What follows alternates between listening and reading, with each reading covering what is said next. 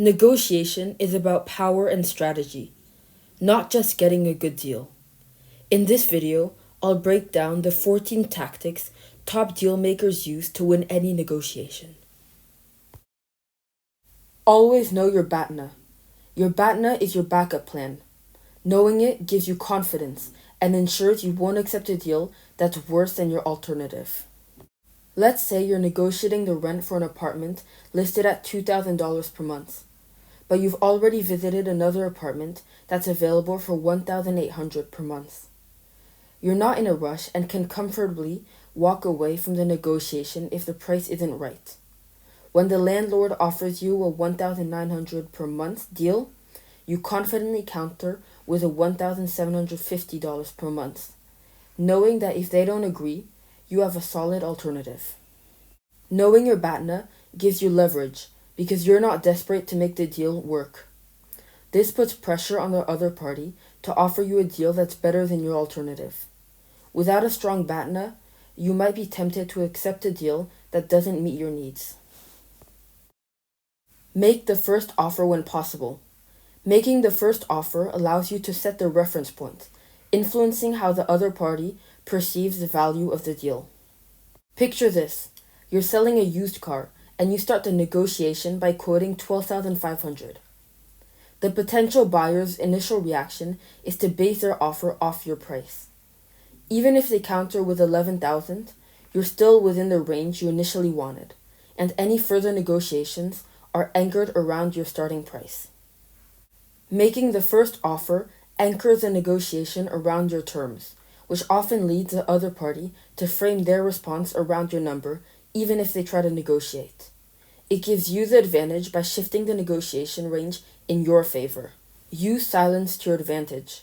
Silence after making a request or proposal often puts pressure on the other side to respond, and they may offer a better deal to fill the awkward gap. Let's say you're negotiating a $10,000 salary increase with your boss.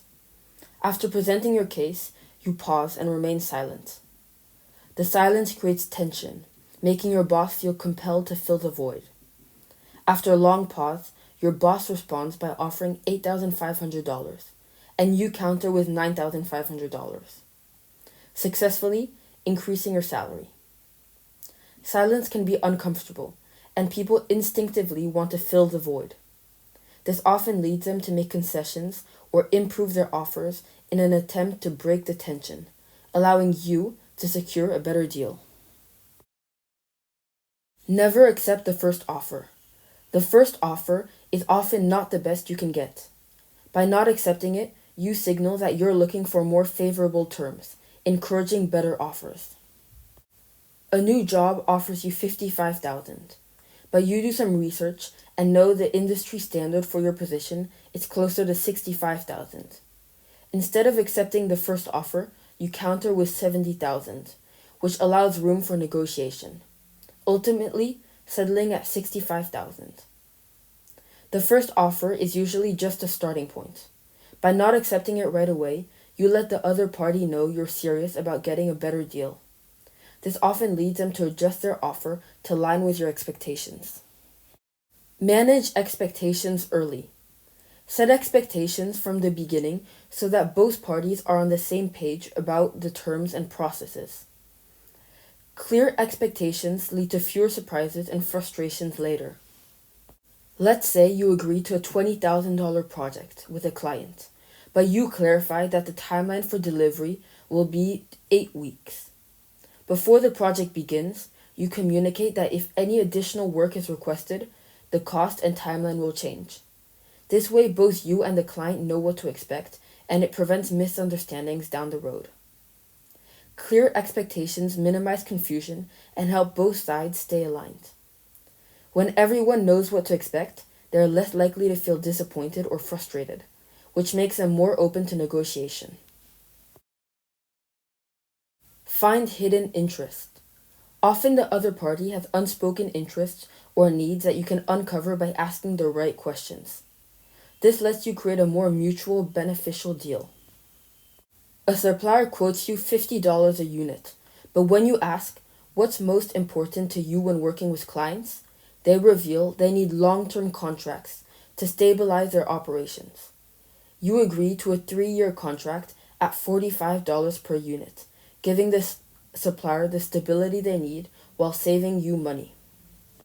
Understanding the other party's underlying interest lets you create a win-win deal that benefits both sides.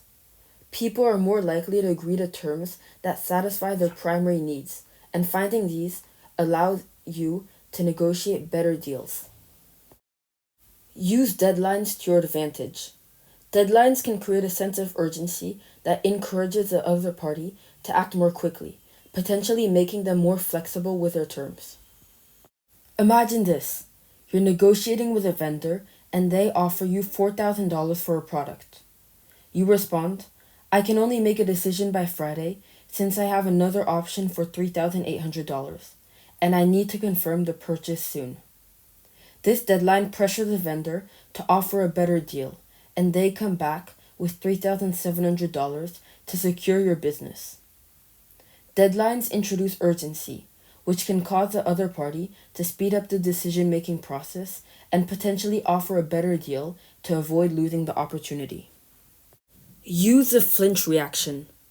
A dramatic reaction to an offer, whether real or feigned, signals discomfort and can lead the other party to revise their terms. Picture this. You're purchasing a $50 piece of equipment, and the salesperson quotes $45. You respond by visibly flinching, saying, That's a little more than I was expecting to pay. This causes the salesperson to reconsider and offer $40 instead. The flinch is a subtle but powerful psychological tool. It signals to the other party that their offer might not be as reasonable as they think, pushing them to make adjustments without you directly asking. Bundle or unbundle offers strategically. By bundling or unbundling items, you can increase the perceived value or make a deal seem more attractive without lowering the price. Imagine this.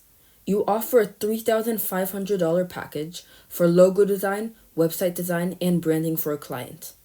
If they seem hesitant, you can unbundle the offer and quote $1,000 for the logo and $2,500 for the website. The breakdown makes it seem like a more affordable deal, even though the total is the same. Unbundling or bundling allows you to play with perceived value. By offering smaller packages, the client may feel they're getting more for their money, or they might opt for a larger deal if the components seem more affordable individually. Make the other side feel like they won. People like to feel like they're getting something extra. By framing your deal so the other side feels like they won, you build goodwill and make the deal easier to close. You're negotiating for a $10,000 project, but instead of offering a discount, you throw in an extra 2 hours of consulting or free post-project support. The client feels like they've received a better deal and is more likely to sign the contract. People want to feel good about their decisions. When you make them feel like they've won by getting extra value, they're more likely to say yes, even if the deal is ultimately in your favor. Use the power of reciprocity. When you give something first, people feel a sense of obligation to return the favor. Offering small concessions can prompt the other party to reciprocate with bigger ones.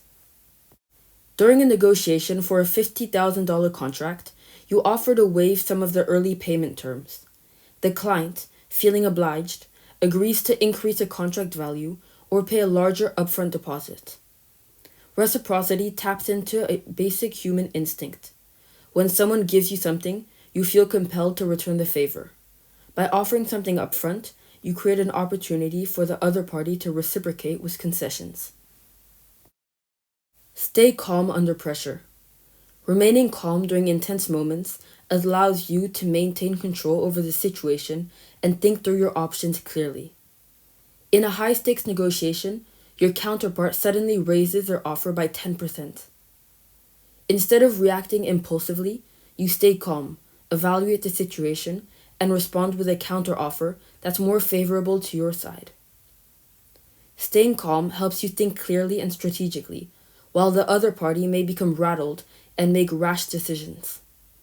It shows confidence and can lead to more favorable outcomes. Use conditional offers. Propose terms that are contingent upon other factors being met. This gives you more flexibility to secure a deal while ensuring the other party doesn't take advantage of your concessions. You're negotiating a $10,000 contract, but say, I can offer a $2,000 discount if you agree to a 3-year commitment. This offer is conditional, encouraging the other party to agree to more favorable terms for you in exchange for the discount. Conditional offers allow you to secure what you want while giving the other party a way to feel like they've gained something. It ensures that any concessions you make are contingent on other benefits for you. Lastly, and most importantly, be willing to walk away. Sometimes, the best tactic is to be prepared to leave the table if the deal doesn't meet your needs. This tactic shows that you won't settle for less than what you deserve. Let's say you're negotiating with a supplier for $25,000 worth of goods, but they're not meeting your terms. You simply say, this isn't the right fit for us, and we'll have to look somewhere else. Your willingness to walk away puts pressure on the supplier to offer a better deal if they really want your business. People don't like to lose opportunities, and the threat of walking away can pressure the other party into offering better terms to avoid losing the deal. You just learned 14 powerful negotiation tactics, but that's just one piece of the puzzle. If you're serious about building a successful career, making more money, and becoming truly confident in any situation, join my Life Skills and Dream Career Coaching program. There, you will get one-on-one coaching tailored to your goals, high-level negotiation, sales, and networking strategies, financial mastery, make, manage, and grow your money, and a custom roadmap to accelerate your success. Spots are limited, and you have to join the waitlist now. The link is in the description.